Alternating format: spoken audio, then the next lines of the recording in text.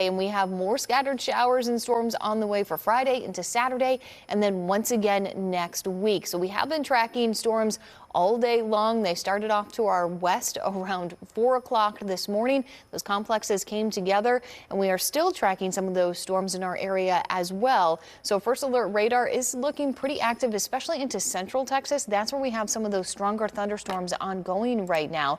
But we do still have a severe thunderstorm warning for our southeastern county down towards Anderson and Freestone. This goes until 4:45 this afternoon. It's mainly for quarter-size hail and 60-mile-per-hour winds. So we'll take a look and see if we are getting some of that hail. You can see it's just barely making it into the southwest corner of Anderson County. Maybe some walnut to quarter-size hail. This will continue to track off to the northeast, but we're also getting a lot of heavy lightning and heavy downpours associated with this.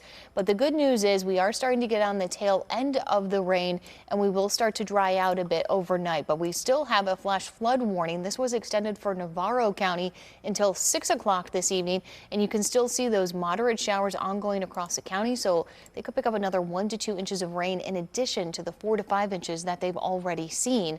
But around the Metroplex, Tarrant and Denton counties, dry right now. Western parts of Dallas County starting to dry out, and Collin County still looking at that moderate rain, but the trend is for improving conditions this evening, and the severe weather and those stronger thunderstorms, those are going to stay down to our south. But Freestone and Anderson counties under that severe thunderstorm watch until 8 o'clock this evening.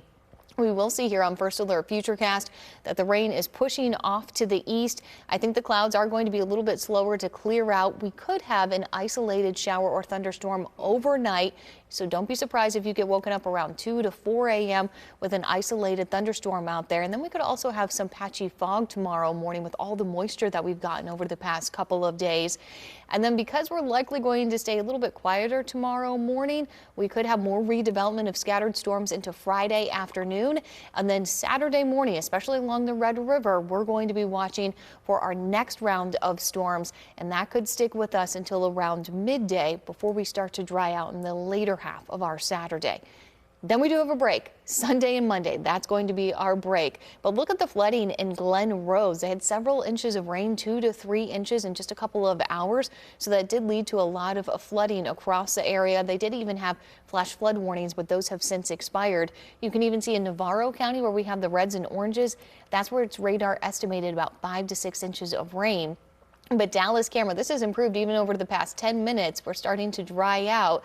Temperatures, though, are going to be holding in the 60s as we head into the overnight hours. In that First Alert 7-day forecast, we are watching for potentially another First Alert weather day tomorrow, Saturday morning, rather, as that next line moves in. And then also a heads up Tuesday and Wednesday, guys, we could see more severe storms.